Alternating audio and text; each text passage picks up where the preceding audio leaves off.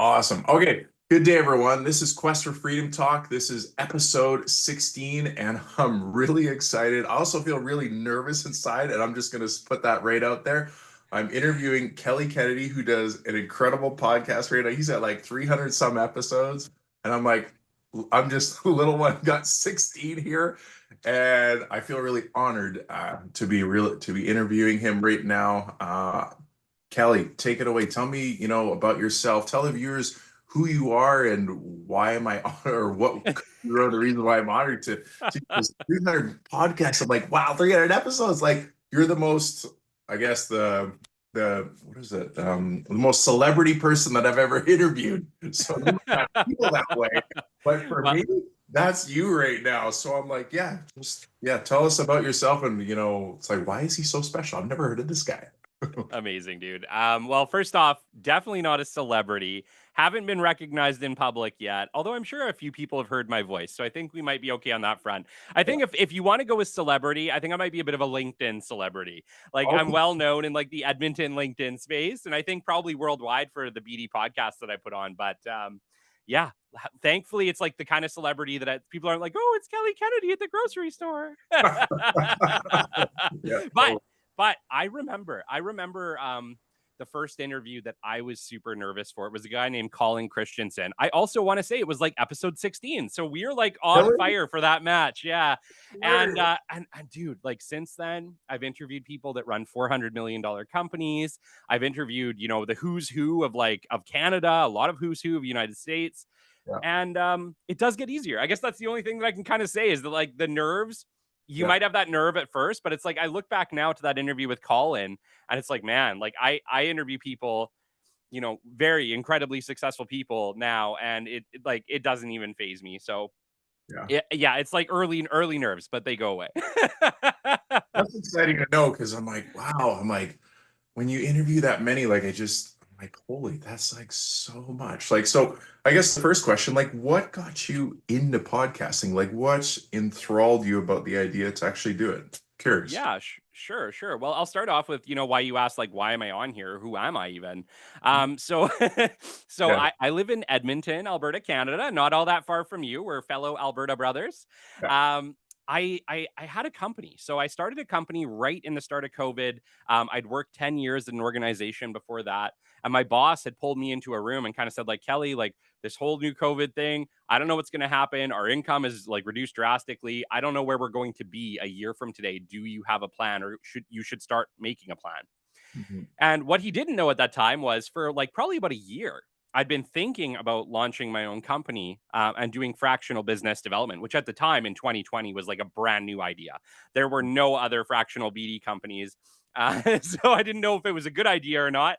Um, but when I got that message, I was like, okay. And I kid you not like maybe a month later, I'd incorporated capital business development. So that's kind of what I do. I've worked in the fractional BD space. I now do business development training, coaching, things along those lines. It's pretty cool. We work across all industries, and I've coached people all the way across North America at this point. So it's a long travel in 5 years, but the podcast ended up being a really pivotal point in that.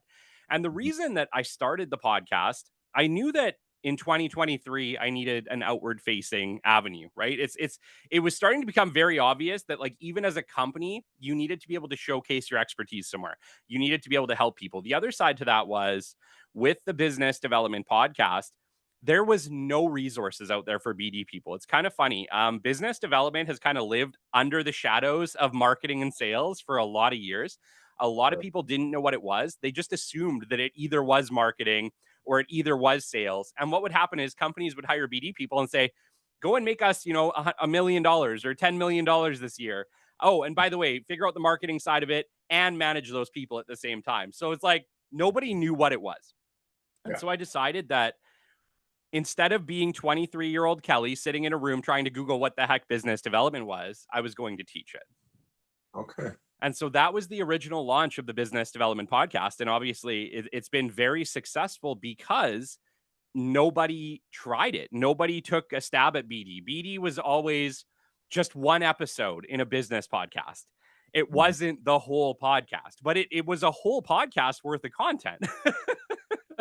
Well, there's a lot of aspects to business development. Like I was going to ask you what BD means, but I'm getting it from what you're saying. And Yeah. like, like tell us more about like what's involved in business development because I think there needs to be a whole podcast around that. Because I know for me, even running a business myself for the last 5 years, like there's so many moving parts and elements to it that it can feel a little bit overloading at times for me that I'm like, it'd be great to have something like that to teach you all the ins and outs. And I mean, I haven't gone through all of your podcasts yet, obviously, because you have 300 episodes. Because We'll see you in 10 days. it takes me a while, but I got through six of them. I know seven of them actually. So, yeah. So go ahead. Yeah, absolutely. Yeah, it's pretty cool. At this point, literally not kidding, we have 10 full days of content. So if somebody wanted to start at the very beginning of the Business Development Podcast and listen right to today, you would be listening for 10 straight days, no sleep. But what is it? Yeah, that's a great question. Business development is about new opportunities. And I think that's ultimately where a lot of businesses get it screwed up because they seem to think that it's about nurturing current relationships or it's about, attaining your revenue goals in total every single year. And Mhm. while attaining revenue is a portion of it, business development people actually have almost zero influence in the buy decision of a customer. What do we ultimately do? We identify ideal companies, ideal industries in an ideal location. Then from there, we identify the buying positions, the people who will understand why our product and service is valuable. And then from there, we connect with them. We build interest with them using marketing materials. This is where I get screwed up. We utilize these tools, right? We utilize marketing, but we are not marketing material creators. Marketing teams can do that stuff. We can have influence and let them know, hey, this is going to resonate with our people, or we need these changes to be able to impact the oil and gas industry or whatever else. But ultimately, what we're doing is we are leveraging marketing materials to build interest to get us to a meeting, right? So business development is about opening doors and starting relationships, not maintaining the relationship, not taking it to the buy decision necessarily. Although sometimes the buy decision can come right in that first meeting, and that's amazing. But technically, business development should always hand off to account management at a certain point. So Okay. it's its own place. What we ultimately do is we handle new opportunities. We're out there filling funnels and finding new opportunities for organizations, building interest with those companies that leads us to a face-to-face meeting, attending that meeting with a stakeholder at our organization, may be it the account manager, operations manager, somebody who really understands the product and service, and then asking, what are the next steps? Taking it to next steps, which is usually an RFP, a proposal, getting on a vendor list. From there, that account should be handed off to somebody who's going to manage that account permanently. So, an account manager at an organization. And then business development goes back to the beginning and repeats the process. Okay. Can you give me a hypothetical scenario? Like I'm trying to wrap around my head around it as far as someone like me. Someone is a sole proprietor Yes. who runs a business as a personal trainer, medical exercise specialist, Yeah. nutritionist, martial artist, yada yada. It's like, okay, how would you take someone like me in my scenario? Can you extrapolate that to give someone an example scenario? Yeah. So many of us, me included, are solopreneurs. And so it's just one piece of the puzzle. But Mhm. we still have to do it the same way. Don't treat it differently. Treat Okay. it as a step in your cog, right? Like you need to start filling your funnel with people who you know might need support. B2B, on the other hand, too, or I was going to say, keep in mind as well, business development is typically focused more on the B2B side. So it would be more for reaching out to organizations and things along those lines and starting that relationship that can become large scale repeat business over time. I think there's a lot of better options for B2C or if you're trying to reach individuals, right? Instagram, things like that, just they do a better job. That's what they're designed for. But Mhm. with large scale business, they really need somebody to create that relationship because it is just a person to a person. Companies are not this like mystical thing. They're individuals at an organization. And Mhm. once you realize that companies are just individuals, you realize, well, I'm human. I can make relationships with individuals. I can build interest with individuals, and Mhm. and individuals can pull the trigger on what I have to do. So Right. we ultimately it's focused more towards B2B would be the area that I would point you towards. Mhm. However, it still needs to be a part of your day. For instance, a part of your day in building new leads might be hopping on LinkedIn and reaching out to a bunch of executives Mhm. in Calgary, right? which can still be done the very same way. You can connect with the executive. You can have, a really nice brochure done up for your services. You can let them know, I get it. I've struggled too. Here's how I can help you with your busy days, right? You build interest, you lead it to a meeting. What do you do? Yeah. Now, one of the things, like I've done some of that and still continuously working on that. And I find with people like them, and I'm not saying this as a point of jealousy or criticism. It's just like because a lot of them are overloaded, they get Yeah. a lot of messages all the time. It's like, okay, how do we influence them to be wanting to connect with someone like me, someone who's just some solopreneur? It's like, okay, I can help your corporate company and your staff on this, this, and this. And it's like, okay, they're getting all these messages. It's just like, how do I set myself apart where they're going to be willing to have that further conversation? Yeah, so the message isn't enough. That's like the first part. All it does is warm up the lead. Okay. So what we do is we identify those buying positions. So for you, maybe it is executives, directors, things like that. You're Mhm. sending the connection request, and once they accept, you're not worrying about it until they accept, Marlon. You need them to like just accept, because who cares if they don't accept? Who gives a shit? Like they're not going to work for you anyway. So Totally. only respond to the ones that accept your connection request, Yeah. and give it like a week, and then just shoot them a quick message. Introduce yourself. Say, I run a gym here in Calgary. I can absolutely support your fitness goals. Let Mhm. me know how I can support you. By the way, here's some information on me and my services and my background. And Mhm. let's book a meeting when you have some time. And then give them, like I said, another little bit to digest that. And then just reach out to the office, right? This magical thing called a phone, still the most powerful tool you have. Well, that's great to hear that because I have heard some people like, oh, cold calls don't work, blah blah blah. Like, don't invest any time in it. I'm like, well, there is times where I have talked to people on their phone, like, wow, like somebody's actually reaching out on the phone. So Yeah. I still think there is value in it. Like, I mean, Well, I know think about this, Marlon. Think about this. Is it cold if they already know who you are? no, true, So it's not a cold call, right? right, It's a yes, warm lead.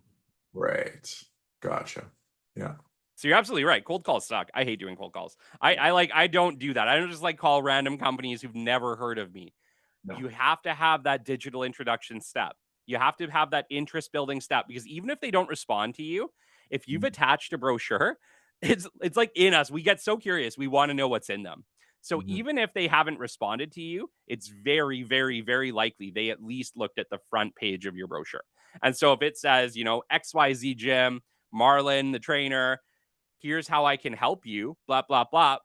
Very good chance they've seen that. And so when you reach out and say, hey, I'd love to chat with you about how I can help your team, how I can help you personally, I can put together potentially a program that's specific to your organization that fits your hours, your times, your tools, your people.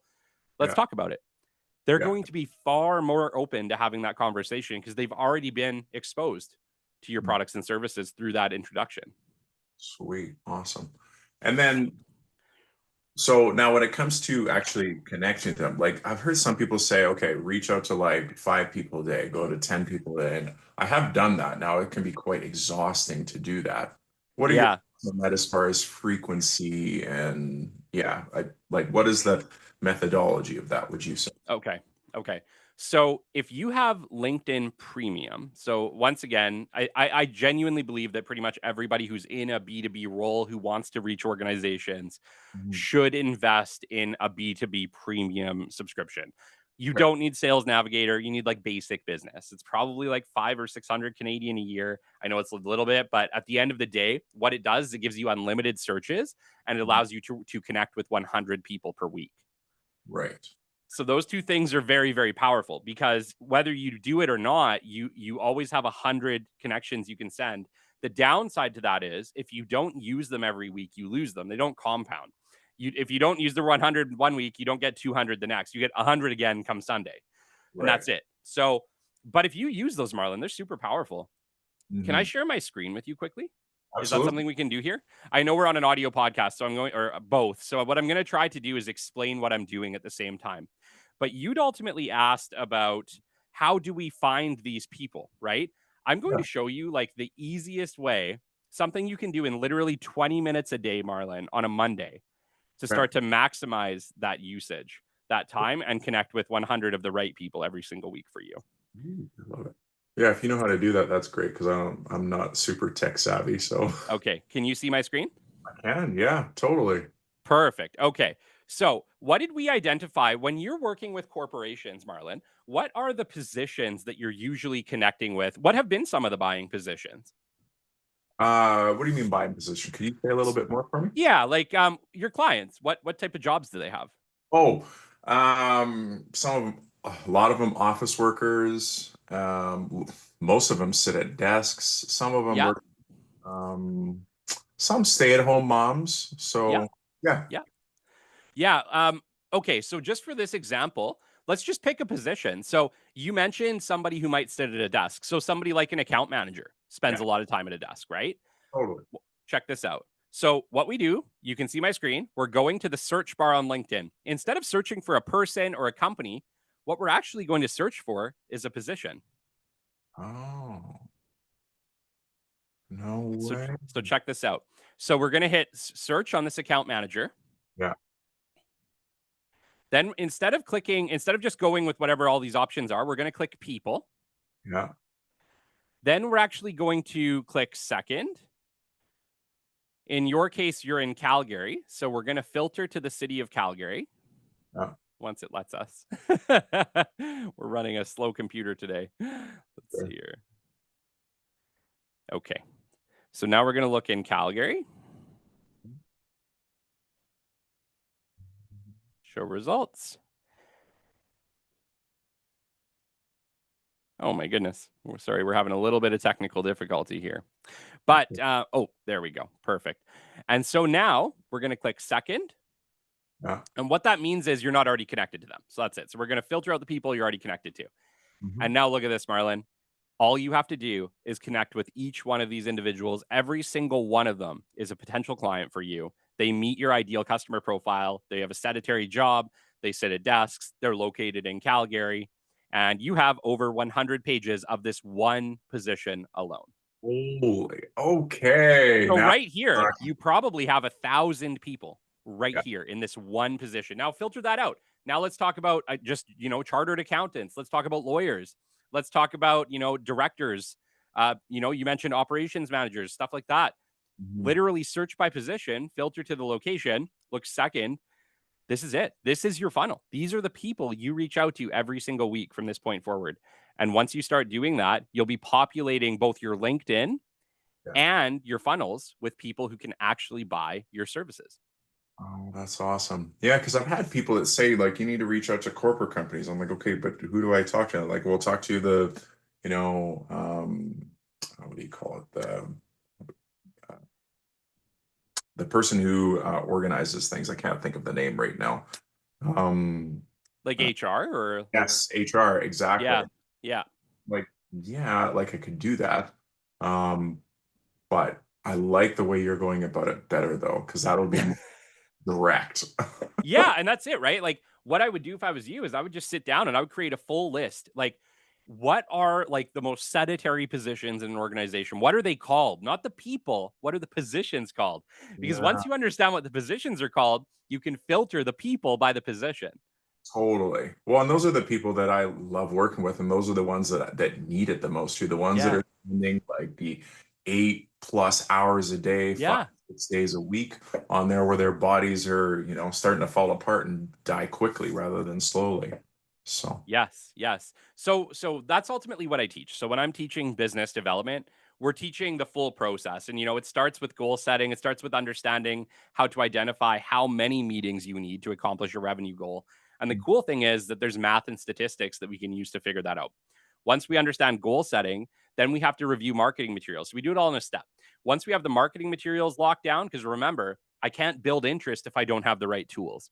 Your marketing materials are your tools. So things like a modern website, a well-designed brochure that's more visually appealing than full of information. That's the problem too, is that a lot of brochures are just boring.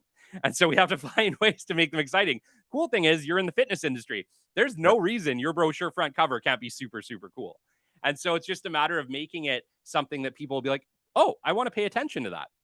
The yeah, reason being is that most of the people you're marketing to, I think at this point, especially in those positions, they're likely millennials, right? And us millennials, we have 12-second attention spans. So like we get not bad. bored really easy. And so you got to have something that's visual that wraps us in quickly. And I'd like to say it's getting better, but Gen Z is 8 seconds, so it's not. And for brochures, like, so it sounds like I would want to have like a digital brochure, Yes, correct? absolutely, I've absolutely, yeah. never heard of those, but that makes sense to me because I find, you get the physical brochures and people just toss them, kind of like business cards. Yeah. Yeah, yeah. Well, you want to have both, but the cool thing is that ultimately any company that you get a digital brochure created at, or a Mhm. physical brochure created, I should say, Yeah. can give you a PDF copy that's very, very easy to work from. So it's not really that hard to get the digital copy of a physical print. The thing is that you don't want those like trifold brochures. Those are really out. Like you need something that's a little bit more substantial than that. I'm a big fan of like a full size portfolio style brochure that's, let's say, has 4 pages. And then let's say that you're marketing to specific industries. Like let's say that you're really targeting chartered accountants and you Yeah. realize you're like, hey, you know what? Chartered accountants have a higher risk of death. They have a higher disease rate. They spend, let's call it 10 or 12 hours a day at a desk instead of 8. Yeah. You could create a one pager specifically for chartered accountants and say, hey, the risk in your industry is higher. Here's how I can help you mitigate that risk. You can speak to the people individually through a one pager. And that is really, really powerful. Being able to speak to people in terms that they understand in something that's very related to them, the impact is significantly greater. So would you say doing or specialized brochures for specialized areas? Yes, 100%, 100%. Because think about it from the standpoint of if you create a general brochure, Yeah. you're not really speaking to anybody, Right. right? Everyone knows they need to be fit, but Yeah. why should a chartered accountant be concerned? Right. Gotcha. Why should a salesperson be concerned? Well, because they eat like shit and they're out every single day having lunch with clients. We need Yeah. to talk about that, right? Right. The Cool. more detailed and the more specific you can be, like the more you can think about here's the challenges that these particular industries might be facing. And once again, those stats are probably pretty easy to find. They've never been easier to find because you Yeah. could just ask ChatGPT, tell me about some of the most unhealthy jobs people can do and why. And Mhm. now you can literally speak to those people as to why your services might be extremely valuable to them, even over and above the general population.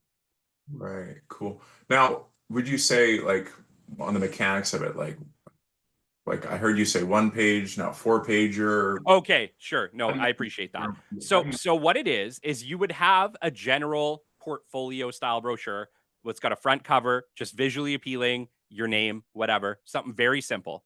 On the inside, just the about you, your values. Then yeah, on the right side, some of the services that you provide. But yeah, then there's a pocket.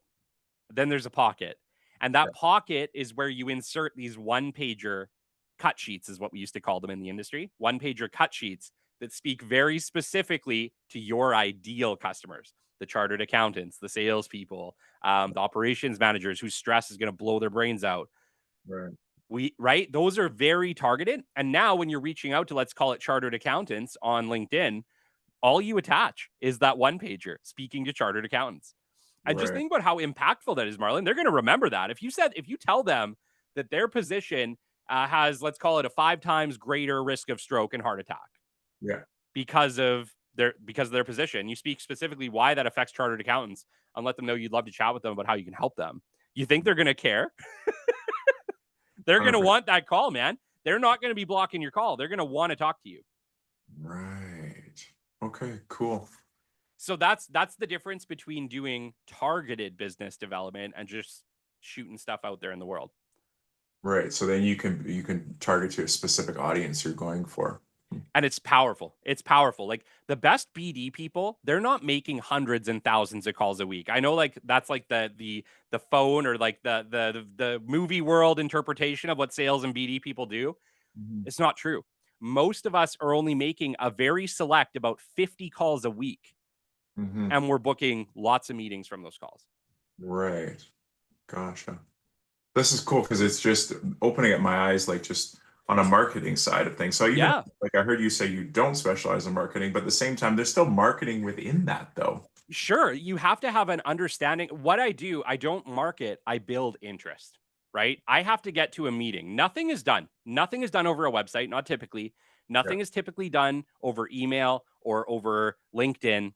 It's all about opening the door to get you that face-to-face interaction, because now when you sit down with them, Marlon, how powerful are you? If you're sitting Oh, across the table from someone and you're having like an honest conversation about them and their life and their challenges, I bet you your close rate's probably pushing 80, 85%, if not higher.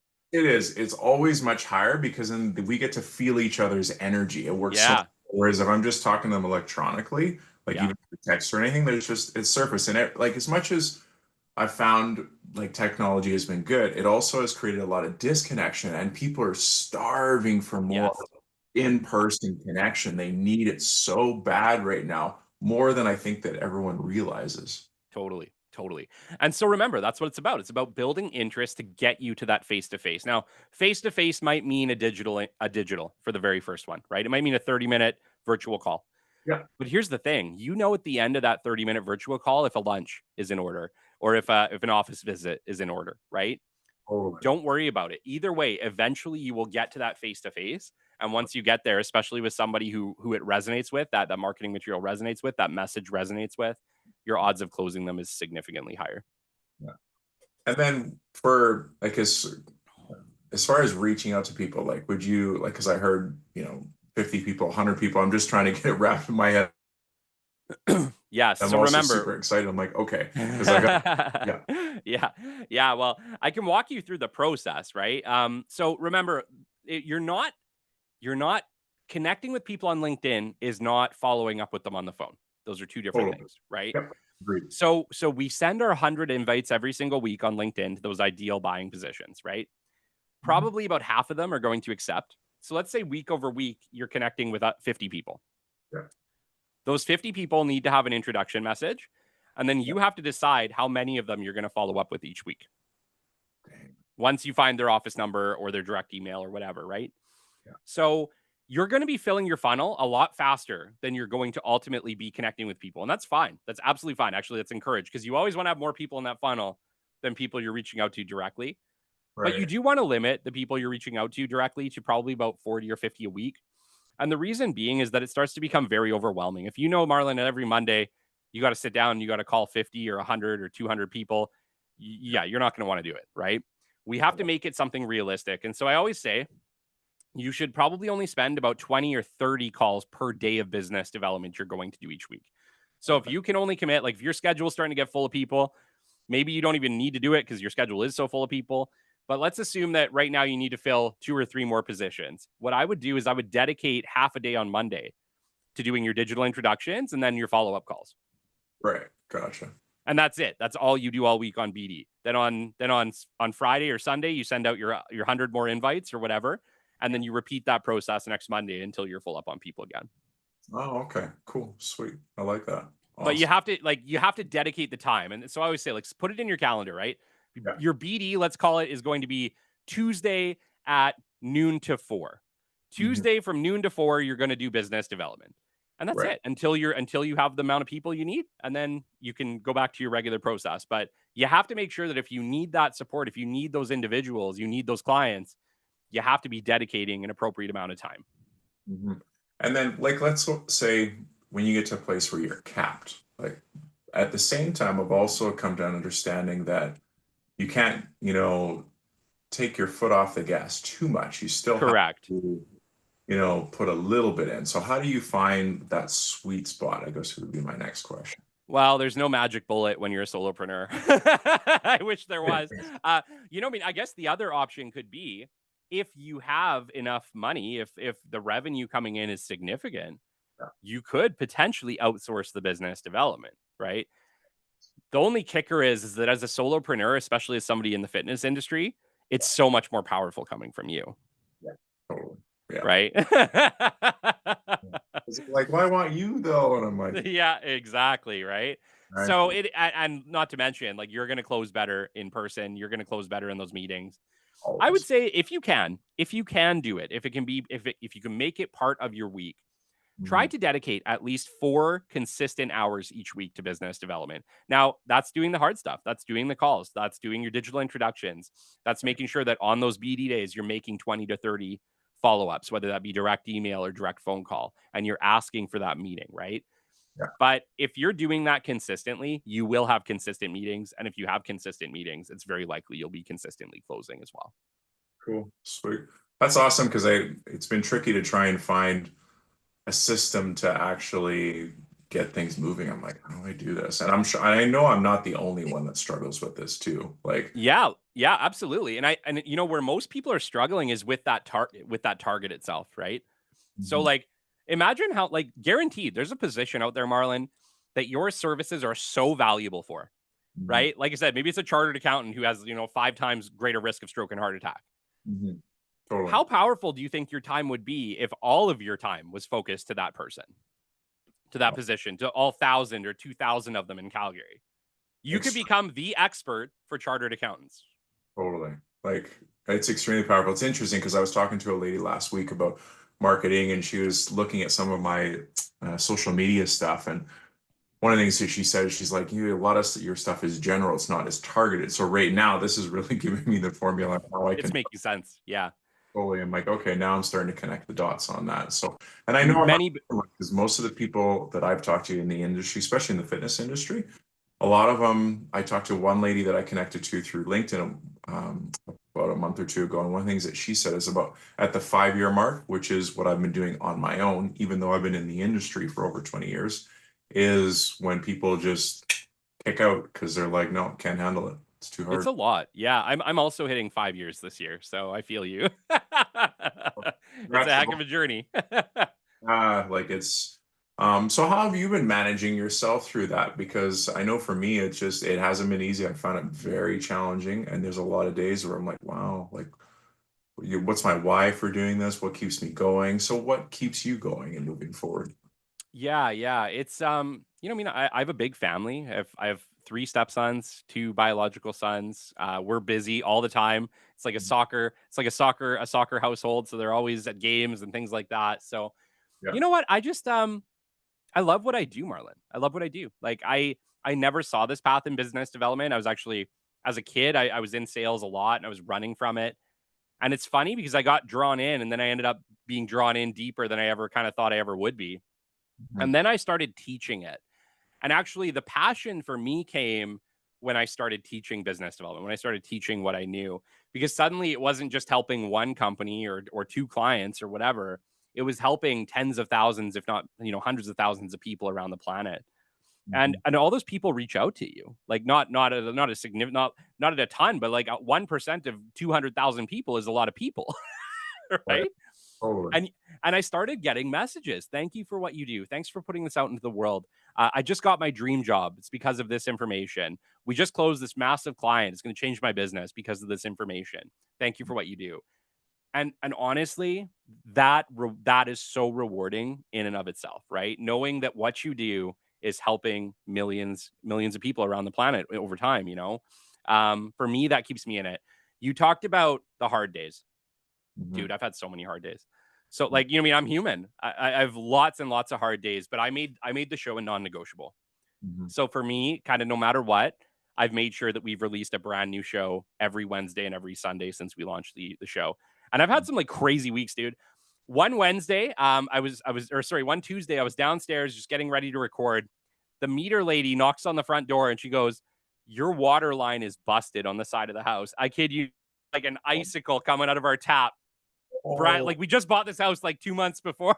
oh no. And I'm like, oh God, no. So I shut off the water and I prepped my show, recorded my show, and then spent the rest of the evening fixing this water line. So shit's Jeez. happened, man. Shit's happened. But you just do it. You just show up. You make it a non negotiable. And you have to understand that with podcasting, it's a long game, right? Nobody is going to become insta famous for the most part. If you do, great. Congratulations. You're like 0.01% of the population.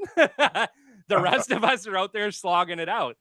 Yeah. And it probably takes about 100 episodes before you start to see your momentum, before life and the algorithms and everything catches up to you. You have to Mhm, have enough content for people to care. right.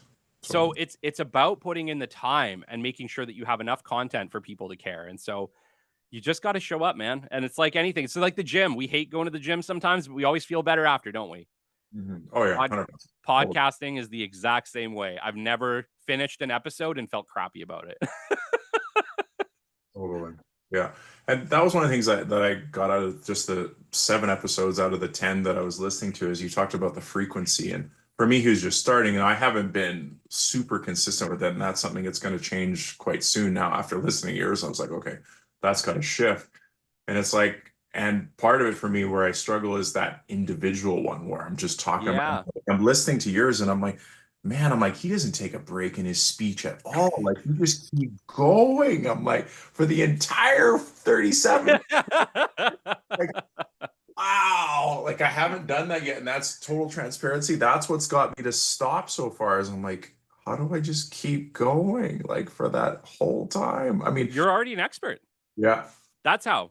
That's yeah, how. Because remember, I'm not speaking to things that I don't understand, right? right. First off, I'm not making shit up.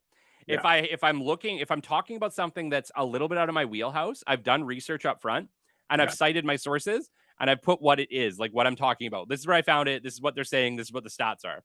right. So that way I'm not typically out of my wheelhouse. And when I am out of my wheelhouse, it's usually just to reference a stat or something that can reinforce what I'm talking about, right?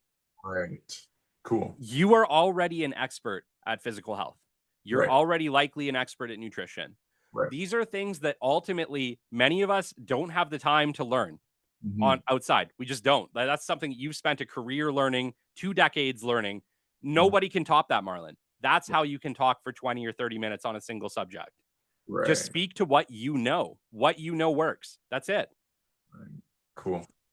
Yeah, Yeah. and think about it. If you sit down and you break down macros, you break down, how to actually do an exercise. What exercises are beneficial for what things? What exercises can help an accountant, reduce their 5x, chance of heart attack and stroke. Those every single one of those things is its own episode. Right. Totally. And so you could sit down, I guarantee you could sit down right now and you Hmm. could write out a list of 50 to 100 things you could talk about over the next year or two. And Yeah. those could be your individual episodes. And then obviously you pepper in something like these interviews for the hybrid. Totally. Yeah. Oh, that's so exciting. I'm like, okay, yeah. It's just basically like what I've been told in the past. Like, as long as I'm staying within my lane, then Yeah. it's easy to actually follow through. It's like when I get outside of it, that's That when, everybody screws up when they get outside their lane. Every single person. yeah, If you stick to what you know, you're going to do great. yeah, totally. The other side too that's really really important is the mental health aspect of it, right? So Yeah. it's like nutrition is one thing, actually working out is another thing, but Mhm. mental health is another big aspect of all of it, which is also something you could speak to. So by the time you tack in all three of those things, you Mhm. easily have hundreds, if not 1,000 episodes in you of Yeah. information that you could share with people based on your own experience and your own knowledge. And specifically, speak to your stories. Speak to what's happened to you. People love to understand their host, to know that like he's been there. Yeah. Well, that's the big thing that people are starving for these days is like some realness and rawness, like trying to Authenticity is literally king. yeah. Well, and that's where it's easy, like, because I write blogs too bi-weekly, and that's one of the things that's made it easier when it comes to writing blogs. Like, I can just go when it's my own personal story and I go through Totally. my own stuff. Like, the writing just comes. It's easy. Like, it's Yes. all, Yeah, man. I'm telling you, like the first like 100, episodes of the BDP were pretty easy because it was all like that. I could just fire off the noggin. mhm, It's a little harder now. Like it's believe it or not, podcasting actually gets harder as you go because trying to make sure that you're always having fresh content, that you're hitting up new things for people, mhm. especially after hundreds and hundreds of episodes, can get a little bit more challenging to do. But the secret really is to just speak from your own experience, speak from your heart, speak from your lessons, right? We can find the lessons on ChatGPT. We can ask ChatGPT tomorrow, what are the most effective things I can do? It's going to populate me a list, right? Right. But that's not what I want. I want to know how Marlon did it. Right. I That's want to true. know how Marlon teaches it. It's interesting how you said because I think too, like even a lot of my posts that I post on social media, Instagram, Facebook, like I've been doing that since 2020, so 5 years. Now Yeah, there's short clips, and I know what you're saying as far as sometimes it gets hard after a while. Like even for me doing those, I'm like, man, I'm like, I feel like I'm repeating myself. And that's one thing that I've heard is it's not necessarily a bad thing because sometimes people haven't heard the one from X amount of time. Absolutely. Every like my rule of thumb is every 100 episodes, it's game again. I can hit it again. Right. Because at 100 episodes later, yeah, I have my diehard fans and they come back every week and they appreciate the refresh. And Right. the new people, they're hearing it for the very first time. Totally. Well, and I guess too, it's also we're seeing things from a different perspective because we've also hopefully we've evolved our thinking. Yeah, There's different aspects of it that we had absolutely. before that we're seeing now. Yeah, absolutely. Like when I talk about, for instance, what is business development in 2023 episode, our second show, Mhm. I did a redux this year. It's called What is Business Development 2025 Redux. And we Mhm. did talk about very different things because social media wasn't as big of a piece of it when I Right. started the show as it is today. And so Right. we had to spend more time this time talking about personal branding and social media power. Right. So you're absolutely right. It's like by the time you go a year, 2 years, the lesson can be vastly different. Mhm. Totally. And then for you, is it all that you do now is just podcasting, or is there other like do you work with other companies like beyond this, or Yeah, yeah. So believe it or not, the podcasting still don't pay the bills. that's what I was But it asking is because I'm like, you're like, oh, you do these podcasts, so does that pay everything now? No, no, no. Although at one point we were making about $7,000 a month off the show alone, which was pretty rad. But once again, selling advertising is tough. It's a completely different avenue to it. You are going to have to find a way. And I always teach people, and you'll see this as you go through Podcast Playbook, Yeah. you have to find a way to, at bare minimum, cover your costs with podcasting, right? Because by the time, for instance, you have your hosting platform, by the time you get all of your pro level equipment, because at some point you're going to want pro level equipment, I know. by the time you get the software like Riverside FM, Descript for your editing, maybe learn Adobe Audition, Yeah. you are absolutely going to be pushing about $2,000 to $4,000 a year in costs. Yeah, totally. And so you have to find a way, at bare minimum, to cover those costs because money don't fall from the sky, at least not for me. Wasn't for me either. And that's one of the things when I was listening through your podcast, like as far as the equipment and basically leveling up the podcast, I'm like, wow, that's gonna cost a fair bit of money. And I don't want to go in the hole. I want to actually make it valuable. And Absolutely. that's what comes from when I'm drawing people in to have those meetings, have those further conversations, which is what I really want to do, which is spend more time physically with people, teaching Yes. them how to move to reduce friction in their life so they can feel free in multiple areas. So Yeah. Yeah. No, you have to find a way to cover those costs. Now, like in the beginning, first off, I'm not saying we have to start there. The yeah, reality is, we have equipment today. You have a cell phone in your hand, you have a laptop you're sitting in front of right now. yeah, We have incredible equipment these days. Like the far surpasses what the original podcasters were using, like guaranteed. yeah. And so if you look at it from that standpoint, you don't need like an RE20 mic like I'm using today. Like these are amazing. I love having it. Um, Oh, but starting off with a $600, $700 microphone probably doesn't make a whole lot of sense, right? But you also don't have to. There's microphones in that like $150 range that are exceptional.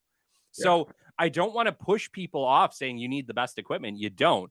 You will want it because at some point you'll want to compete higher and higher and higher and higher, especially as you start to see success with your show. You're gonna be like, oh well, what's Joe Rogan using this week, or what's happening, right? Yes, totally. But that is definitely down the line. I started with a Rode Pod mic. Yeah, A Rode Pod mic is an excellent microphone, and I yeah, think it's about 100, $150 Canadian to get. yeah. So you can always start there, still get exceptional sound, and upgrade down the line. The most important thing is that you start, right? Here's the deal: there's like 5 million podcasts right now, which sounds like a lot. Yeah. Only about 200,000 of them are active. Yeah. So that's Wow. like I don't know what that percentage is, but it's ridiculously low, right? 1,000 out of 5 million that are active. That's incredible. Yeah. Oh, Like most podcasts quit, right? Like that's the important thing to remember is that most podcasts actually quit. yeah. Hold on here. So if we look at 200,000,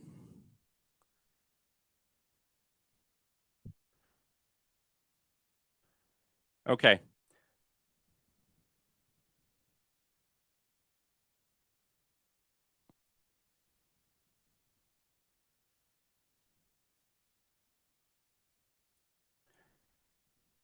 So it's only 4%. So Ye- only 4% of podcasts are active. Wow. Well, it's so interesting too, because I think about even when it comes to people even taking care of their health and wellness. So It's probably around the same percentage rate now too. Like even I did a check on as far as, Calgary, as far Yeah. as how many people have gym memberships and how many people actively use them. So 67% of people that have memberships don't actually use them here in Yes. Calgary Yeah. alone. And that's even bigger once you extrapolate that, globally. And I'm like, that's not surprising because people are like, yeah, they're interested, but they're not committed. And it's the same with this. Like you have to commit it. You got to put the time in. Even I look at my own health and wellness journey. Like I've been doing it for 3 decades right now. Like I've been, Wow. yeah, not many people can say it. And in those 3 decades, Kelly, and I'm not saying this to be arrogant. I'm saying this to impress upon you how much I'm invested in this. Like I've only had 8 months where I haven't been in the gym lifting. Wow. Eight Wow. months, and that's not 8 months like altogether. That's 8 months due to a couple different things. Work, had a couple pretty bad injuries that stopped me. But even then, I was still active and still doing stuff. Not many people can say that, but literally, I've been in the gym hitting it 3 to 5 times a week for Wow. 2 decades. That's wild. That's wild. Like that's commitment, man. Like that's 100% why the world needs this show, right? Yes, That's why your information, you have to do it. You have to do those single episodes, man. Because right. here's the thing. You are an expert at fitness. You are an expert at nutrition. You are an expert at the mental health of fitness, the mental health of nutrition. Yeah, totally. We need that, and that's the only way that we're going to get those pieces from you. Totally. Yeah. And think about it from the standpoint of, even if you could train 1,000 people at a time, Mhm. let's say 1,000 people every week you're training, Yeah. you're still leaving millions of people who need the information. Yes, totally. What I've thought that more lately too, and I can't remember if I was talking to you. Like I have 7 active clients right now, and I'm like, I have way more. There's so much inside of me that I want to give while I'm still here to so many more people that I'm like, Yeah. it's way bigger than the 7 people that I work with. Like this is ridiculous. Like it's not about the money. Like I mean, of course that's important, You but have to have the money, but once you get beyond the money, how do you have the impact? yes, like for me, it's like, okay, it's got to be bigger than that. The money, I mean, great, that's a vehicle to keep it going, but it's just like, no, there's so much more, like so much more I want people to hear. Yeah. Yeah. You're on the right path, man. You are. It's just a matter of tackling those individual episodes. And I don't want you to worry about it. I don't want you to sit down in front of the mic and say, shit, how am I going to speak for 40 minutes? Don't think about that. Yeah, Think about, I don't care how much time this takes. It might yeah, be 5 minutes, it might be 15, it might be 40. yeah, How do I deliver the message I need them to get from this show? right. It's not about time. Podcasts don't care about time. Yeah. People will listen to a 5 minute show, they'll listen to a 15-minute show, and they'll listen to an hour and a half show, I do it all the time. I listen to like a right? 5 minute one every morning. Don't worry about the time, Marlon. Worry about the lesson for the day. That's it. If the lesson takes 40 minutes, it takes 40 minutes. If it takes five, it takes five. Just record it. That's true, because it's all about, again, something I've heard in the past. It's all about the bottom line. As soon as I hit the bottom line, then the rest is just details. I have a ton of shows that are 18 minutes long. Yeah, I have a ton of shows that are 50 minutes long. right. It all works itself out because different lessons need different amounts of time. Right. Totally. Yeah, there's more, depending on what it is, will depend on the content that's actually the amount of content that's being delivered. Yeah. Yeah, you'll find that once you get going too, like it never you're typically not like, oh shit, I only recorded 7 minutes. Usually like you're like, oh shit, I recorded 37 minutes. Yeah. Right? It's You interesting. almost always, by the time you hit your story, by the time you teach your lessons, by the time you give them the 5 or 10 takeaways they need to take from this and how to do it, Yeah. you're almost always over what you thought you would do as opposed to under. It's funny. So my very first podcast was with my acupuncturist, and I was interviewing him, and I was like, okay, so I figured I'm like, oh, let's see how long this goes. Let's maybe half an hour, maybe 45 minutes. We were like an hour and a half, and I was Yeah. late getting back to work. I was like, oh, I was like, okay, we have to go. It was the very first one, and he was out. He's like, you have to keep doing it. That was awesome. I was like, all right. Right? Yeah, man, especially interviews. I find that it's pretty rare for an interview to go below 1 hour. Almost always they're at an hour to an hour and a half. So you will Yeah, find, I think, because you have two different conversations going on. You have two different opinions, two different idea makers, and by the time you riff back back and forth, it takes yeah, up a lot of time. totally. Yeah, awesome. Well, I appreciate how you had also said too that I don't have to have all the things because right now I'm literally using my phone mic that was $50 on Amazon. Yeah, yeah, but you sound And, great. yeah, and then just a quiet space here in my mom's basement, and that's I mean I want to build on this, obviously, like you said, but it's great to know that I don't have to have all my ducks in a row. So Yeah, yeah, and like, we talked about before the show, we talked a little bit about like Riverside and like some of the other recording tools that are available now. mhm, AI is getting so good.